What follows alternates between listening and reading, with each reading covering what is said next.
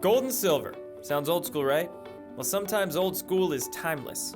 Precious metals have always been a safe place to invest your money, and that hasn't changed. Some also say the price of gold may rise rapidly in the coming years as demand rises, and they also say silver is highly underrated. There are also other metals that almost nobody has heard about, like rhodium and palladium, and the prices of these have doubled, if not more, just over the last couple of years. At Noble Gold Investments, they help you in deciding how to invest your money into precious metals, whether that be your retirement fund or grabbing physical gold and silver bars to have on hand. Download their free ebook or give them a call and tell them Jordan sent you.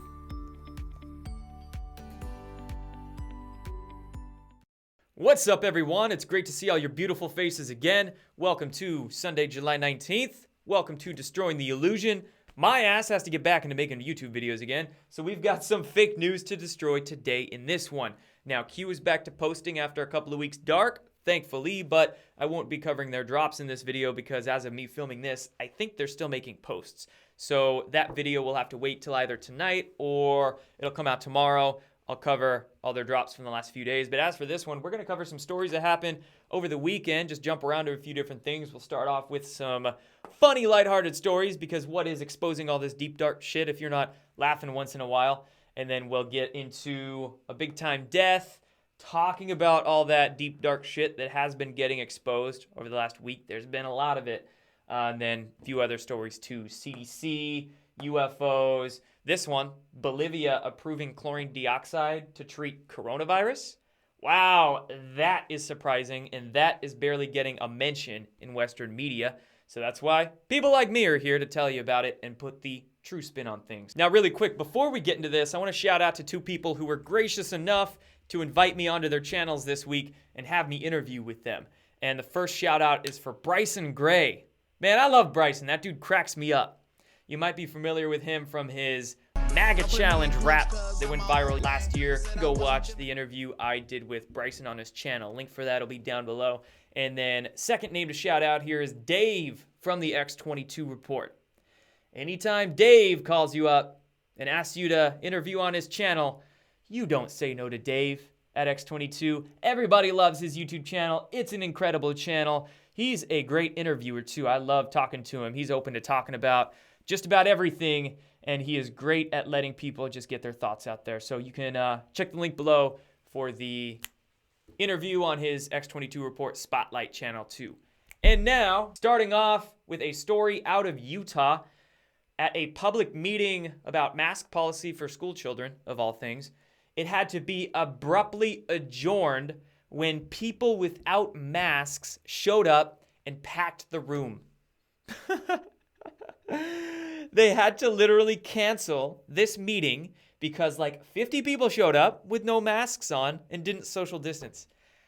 How awesome of a form of activism is that? Like Martin Luther King and Gandhi would be so proud of this nonviolent protest. Just showing up at public meetings and at public places with no masks on. Like you can see here, NBC's tweet of this quoted the Utah County Commissioner, and he said, "This is the exact opposite of what we need to be doing." Actually, it sounds to me like this is exactly what we need to be doing everywhere. Can you imagine that? Like flash mobs springing up all around the country at meetings and different public events and in stores and stuff where he got just tons of people with no masks on and not social distancing. They can't arrest everybody. That's awesome. That needs to be happening a lot more. In our next funny story, this one out of the White House, actually. This was reported on Friday, and they were saying that within the last week, sometime within the last week, that the portraits of the last two presidents that are up in the Grand Foyer Ballroom of the White House. Now, Obama's portrait isn't up because it hasn't been unveiled yet. So this is Bill Clinton and George W. Bush. Their portraits were moved from the central position there to basically a storage closet. Yes, the Trump White House moved Bill Clinton's and George W. Bush's portraits to a storage room that stores tables and cloths and chairs and that nobody barely goes in. Oh, what a troll. The king of trolls. Like, I thought it couldn't get better after Trump canceled Nancy Pelosi's trip to Europe. Remember that? Her and her entourage were like literally on the tarmac with their bags, and then Trump canceled their trip. They had to go home. Their bags were already packed.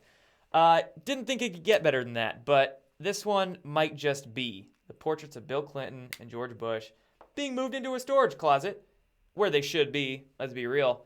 And you can't say Trump isn't bipartisan, can you? Republican ex-president, Democrat ex-president, doesn't matter. If you're a deep state swamper, get your portrait out of here. Good stuff. Okay, moving on now into some more serious stuff, talking about Representative John Lewis passing away. And this is connecting a lot of dots for some people, really, because, okay, there's a few things. I'll start off first with the dog comms. Yes, the dog comms. So on Thursday and Friday, towards the end of last week, a lot of people were noticing that dog references and metaphors were being made across a lot of different blue check mark politician, deep state swamp folk Twitter accounts. And we learned around the time of George H.W. Bush's death, that's one of the symbolisms that the deep state uses to talk about people within their little deep state cult. They'll use dog references. And people were noticing that big time towards the end of the week. So it was making them scratch their heads like, okay, we've got Elizabeth Warren, we've got all these other people making tweets about dogs. So who died? That was the question on a lot of people's minds. Who died, and when are we going to learn about it? Now, at first, people were speculating that the person that died was Ruth Bader Ginsburg, because we were hearing stories about her getting, I don't know, her like 18th form of cancer or something like that. I don't know. She has like more diseases than Ghislaine Maxwell probably does. It's crazy how she's not gone yet. But people were thinking that it was going to be her. It wasn't her. It turns out it was Representative John Lewis who kicked the bucket. And this also made a lot of people sort of scratch their heads, because remember, just a week ago, somehow on Twitter, there was an accidental tweet or it slipped out or whatever happened, but somebody tweeted that Representative John Lewis had passed away. And this was a week ago. The media quickly went into brush it under the rug. It was an accident, cover-up mode, something like that. But now a week later, I guess they're admitting it. So I don't know. We'll see what happens with this one. We'll see how much they try to distract with it, and if they go to the lengths to like a state funeral that shuts down DC for a while. I don't know. We'll see, but that one's that. Next up, exposing the pedophilia and the human trafficking. That is absolutely coming to a forefront right now. I've got friends messaging me who really aren't into conspiracies all that much. They're curious and open-minded, but even they are noticing like, holy crap, this is all coming to light right now with Wayfair, what happened with that. And don't get me wrong, there was a few things I saw that circulated around with Wayfair that were fake. No, Ghislaine Maxwell was not photographed with the president of operations with Wayfair, but nevertheless, there was a lot of interesting research threads that came out. And the way that the mainstream media and also the folks in the alternative media too, you know, some of those blue checkmark shills, the way they went into ass covering mode about the Wayfair story was just way too weird. Mainstream media so fast to try to cover it up. And then those blue check marks, you know, some of the ones in conservative media too, like connected to InfoWars and just the weird ones that reek of controlled opposition. They were trying to discredit it, say, oh, it's crazy talk. Children bought and sold on Wayfair, haha. No, dude, like that is absolutely a way that this sort of criminality happens. If you study the way these syndicates and networks work, like absolutely they use shell companies and shell businesses on third-party e-commerce platforms where there's very little oversight, if any, to sell goods and services and whatever the heck, even if they want to try to sell illicit images or videos or whatever. Totally, these criminals would use Wayfair and Amazon and Etsy and whatnot for that sort of stuff. So Wayfair came out, waking a bunch of people up on both sides of the aisle too, like right-wing people, left-wing people, people who aren't even political. They're like, what the hell's going on with Wayfair? That came out. There was another story too. This one really hit home in the UFO community. Shocked a lot of people there. And that was the arrest of Jan Harzen, who was the executive director of MUFON. He was the head of MUFON for about 7 years, I think. Been with the organization even longer than that. and Jan Harzen was arrested for trying to solicit sex from a 13-year-old girl. The Huntington Beach Police Department made a statement of it on their Facebook page just a few days ago. So that one came out, shocked a whole host of folks, and I've got a lot more to say on that UFO community because a lot of it weirds me out. Next story, goodbye CDC. So it's being reported that the Trump administration is seeking to block the funding for the CDC. Of course, the media is trying to make this seem bad, but from my eyes, I'm like, great, awesome. Trump administration going after the CDC, beautiful. We've also seen in Q's drops, they've been putting the CDC on blast too as well. So about time. But I will make one note about this story before we move on.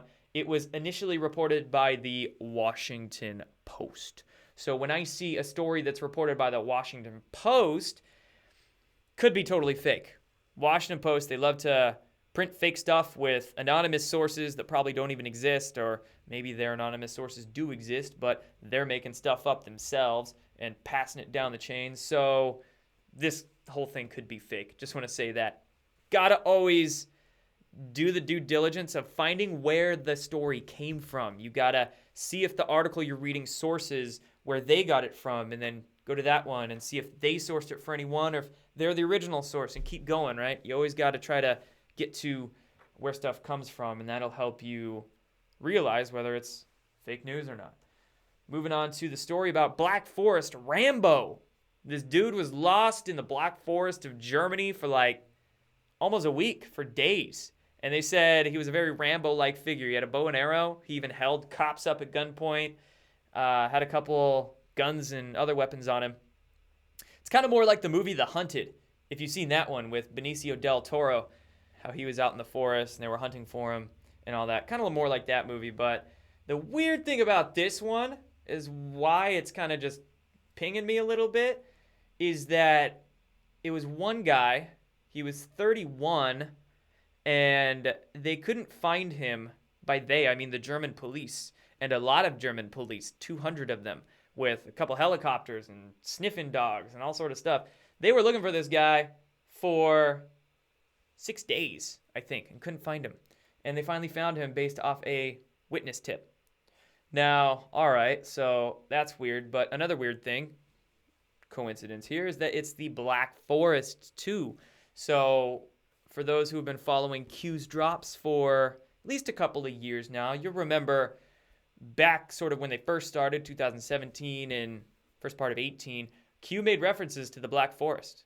And the Rothschilds used to actually own real estate in the Black Forest. I don't think they own it anymore. I think they've sold it a little more recently, but they used to. So, I'm just like scratching my head. That's, 200 cops patrolling the Black Forest with sniffer dogs and fancy high-tech equipment. That'll be enough to make a Rothschild nervous, even if they don't own the estate there anymore. Like, what would they find?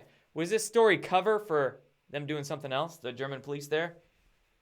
Speculation, but interesting. Now let's move on to Bolivia. The Senate approving chlorine dioxide as a treatment for COVID-19. I'm going to try to talk to you guys as much about chlorine dioxide and this story here as I can without getting this video censored. Honestly, I think I still have a strike on this channel.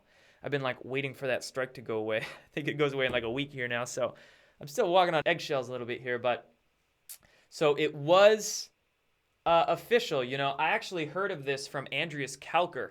He hit me up earlier in the week, sent me a message, and he said that happened. Bolivia's government actually approved ClO2 as a treatment for COVID-19. And I searched this. I couldn't find anything about it. I didn't even know if it was true or not. But I trust Andreas Kalker and I trust his words, so I went and tweeted about it. And then the next day, the reports finally started showing up in the mainstream media, in Western mainstream media, I should say. But of course, it was just total shit shows like this one out of Business Insider, how conspiracy theorists are exploiting the COVID-19 pandemic to sell toxic bleach as a miracle cure. As I'm sure you know by now, but if you don't, the fake news media and big pharma, they love to call chlorine dioxide a toxic drinking bleach or a toxic death bleach or whatever. but that's just a horrible misrepresentation of science. That's not science at all. There are a lot of different bleaching agents out there. Lemon juice technically is a bleach. If you've ever drank lemon juice or added lemon to your water in your life, boom, you drink a bleach. Big whoop. So anyway, they're just trying to spin chlorine dioxide, make it seem horrible stuff when really it's not. And how incredible is that we actually have a country taking this stuff seriously? And actually in Spanish-speaking countries, not just Bolivia, but here's another story that's pretty recent about ClO2 in Ecuador. Like a third of the Catholic bishops in that country sent a letter to the government. So in the Spanish-speaking world, especially in Latin America, this stuff is huge. Their media hasn't been as effective in spreading propaganda about it, brainwashing people about it, and their authorities haven't put people in jail or arrested people quite as much for it. You know, recently in America, the FDA, they arrested Mark Brennan and his sons for selling this stuff and saying that they were promoting fake cures and death bleach. It's just awful. It's so awful that in this country, the FDA and corrupt powers in our media, they are literally throwing in people in jail. But in other countries, no, they are approving it as a treatment. Moving on from that, let's talk about UFOs now. Then we'll finish up with fact check time. So you might have heard this, that the Senate Intelligence Committee, headed by Marco Rubio and Senator Mark Warner. Mark Warner is a Russiagate conspiracy theorist, so beware that guy. And Marco Rubio might be a big fat rhino Republican in name only. Like, I don't know about Rubio. Some things he does seems pretty swampy. But nevertheless, in the Senate Intelligence Committee, they are adding a section into the National Defense Authorization Act for this year that has to do with UFOs. So Marco Rubio is getting interviewed about that. He was interviewed by CBS Miami, and they were asking him about UFOs. And I don't doubt that in a very short time, I don't know if I've said this on my channel yet. I might have, but I've said this elsewhere, in that there's going to be a New York Times article dropping. I am like 99.5% sure of this, that with very soon, an article will come out, not just in the New York Times, it'll go around all the mainstream media as their talking points normally do, but the New York Times will probably initiate it like they did nearly 3 years ago in 2017 with their first UFO article and those videos that we've seen like millions of times by now. They might do it again. They are going to do it again. I'm confident in that. And the subject content of this mainstream media UFO push is going to be in a crash retrieval program. That's what the deep state is greenlighting to disclose in the mainstream media here, is crash retrieval programs and maybe a little bit more stuff in terms of UFOs. You might be thinking, oh, nobody's going to care about that. Like, the mainstream media has been talking about UFOs for years now. But really, they could admit information at this point that does go a lot deeper and pushes that envelope even further. And their goal here, of course, is to distract people. They're trying to manage the disclosure narratives, of course. And then a lot of the so-called journalists out there that are following this and promoting Tom DeLonge's narrative and associated with that. Now, speaking of which, Tom DeLonge has his second season of his unidentified UFO show on the History Channel. So you're seeing how all the propaganda is lining up. You've got Tom DeLonge's show. Ooh, season 2 just came out. Oh, Joe Rogan just interviewed Jeremy Corbell and George Knapp. Big Tom DeLonge promoters there. How convenient, getting UFOs into people's minds that way. Joe Rogan interviews so many UFO shows, it's like ridiculous. And ooh, prepping it all for that New York Times article to drop soon. So boom, yeah, that's going to hit the airwaves. That topic is very soon. So be prepared, everybody, and be very careful. Try to discern what is the fake disclosure, the limited hangout disclosures, and who's doing it for good intentions, more of a full disclosure perspective.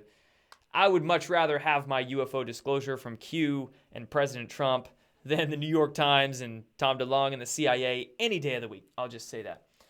So now let's finish up with Sather fact check time. Ooh, this is going to be like the favorite parts of my videos now. So first story. Most of these are probably going to be tweets because that's like the easiest way that clickbait gets shared. Most people, I guess, they don't even like second guess some of the stuff they share on the internet. It's such like retweet. So first one comes from an account called Real Chief Police. Now, the Real Chief Police account, I don't know who the heck is behind this. Don't know if it's a real chief of police or if it's a group of people. Don't know. They're on like their second or third Real Chief Police account. It's weird.